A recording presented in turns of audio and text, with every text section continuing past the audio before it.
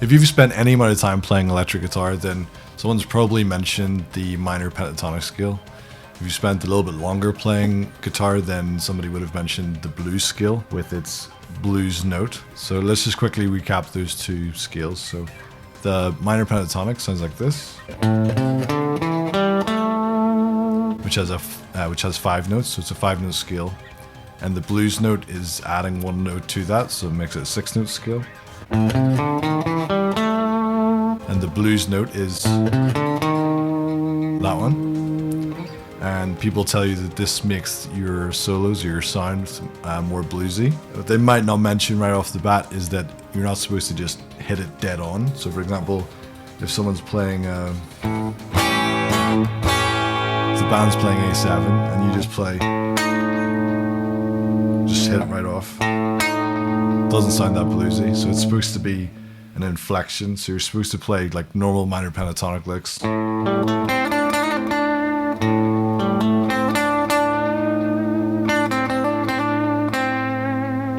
So you bend up to it or slide up to it and back down again. It's supposed to be replicating the sound of someone singing. You shouldn't just hit it dead on. If you then went on to listen to blues guitarists or blues singers, you'll probably hear that when they're at their most bluesy, they're not just playing that flat 5, right? That note.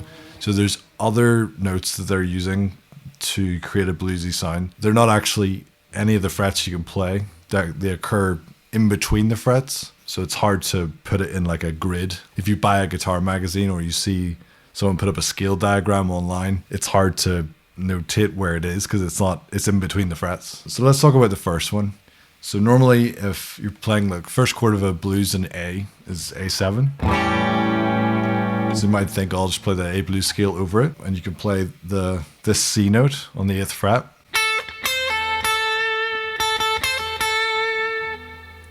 So maybe you'd learn that, okay, you'd learn that I can play that note, I can play this scale over that chord.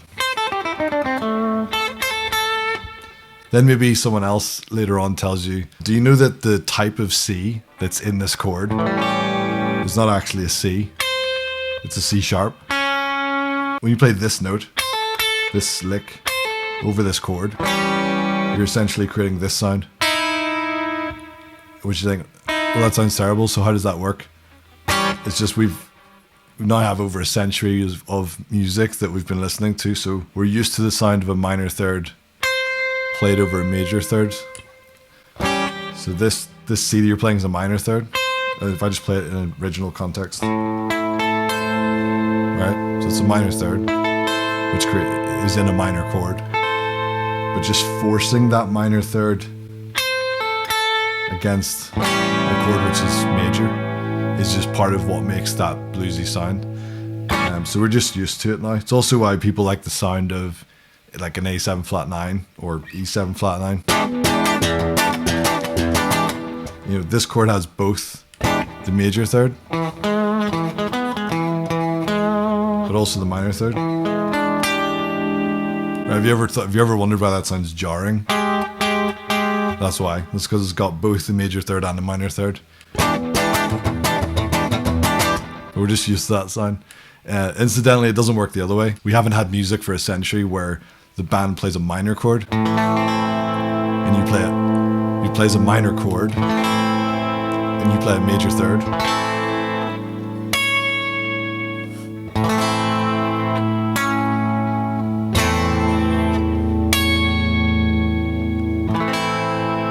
You can play the note, but you have to kind of sneak it in. So for example,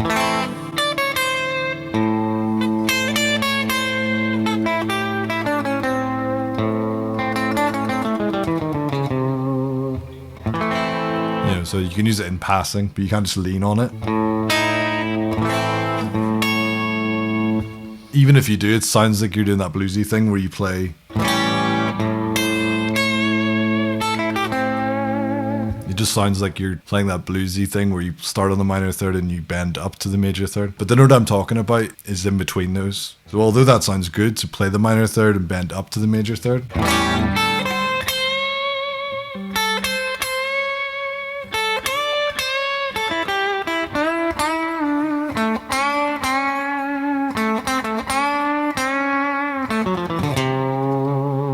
There's actually a note that's in between. Sorry, so it's not, and it's not, it's, so it's on the way to the major third.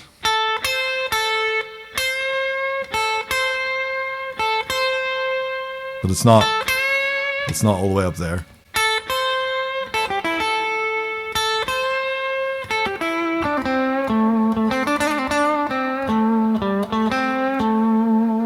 And it just adds a vocal quality to anything you play. Another one is the 7. So if you're playing a minor pentatonic scale in A, that G note that's on the 5th fret of the D, that's the 7th of the scale, and then 7th in the chord. So instead of just going G to A, that's another one you can bend. Again, it's not, it's because it's not that. We're not bending as far as the G sharp. But just enough. So here's it with nothing on it.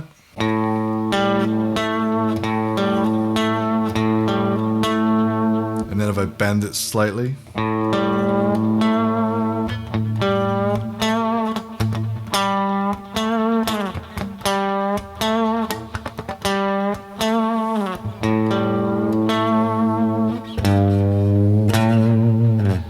it's particularly cool at the end of a song, you know.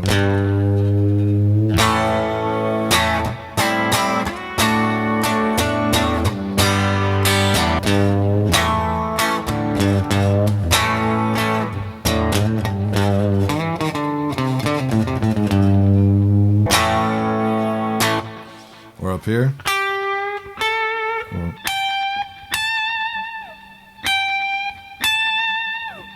So there's a couple of examples of blues notes that are not the blues note as in the flat 5 that you can use to make your playing more bluesy. I'm always looking for these notes in between. So if anyone else knows of any other notes in between that would make, you know, the playing sound more bluesy, let me know down in the comments, because I'm always curious to find these. Okay, that's us. Hope that helps. Thanks for watching. I'll see you next time.